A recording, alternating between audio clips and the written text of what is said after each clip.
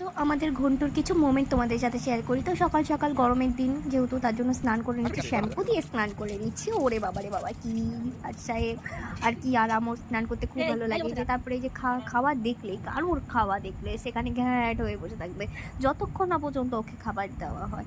তো তারপরে ওনার রাগ হয়ে গেলে এরকমভাবে ঘ্যাট হয়ে বসে থাকবে, কারোর সাথে কথা বলবে না। মামি একটু সকালবেলা বকেছিল বলে মামির ওপরে বাবা রে বাবা, মামি যতক্ষণ না পর্যন্ত আদর করলো ততক্ষণ পর্যন্ত ঘেউ ঘেউ করেই জানলো। তারপর ওনাকে বাটিতে জল দেওয়া হয়, কিন্তু উনি বাটির জল খাবেন না, ওনাকে এইভাবে কল ছেড়ে দিতে হবে, উনি ইচ্ছা মতো এখান থেকে জল খাবে। মানে এতটাই ও লাট সাহেব, মুডের ওপরে সব কিছু চলে, বাটির জল খাবেই না। তো তোমাদের কাদের বাড়িতে এরকম কুকুর আছে, আর তোমাদের কুকুরগুলো কীরকমভাবে সময় কাটায় সেটা অবশ্যই আমাকে কমেন্ট করে জানিয়ে। তারপরে আবার সন্ধ্যার সময় আবার গেটের সামনে এরকম বসেছিল, আমি বলছি কিরে ঘন্টু কাকে দেখছিস, লেজটা নাড়াচ্ছিস? আমার কথা শুনে আমার উপরে রেগে গিয়ে উঠেই আসলো।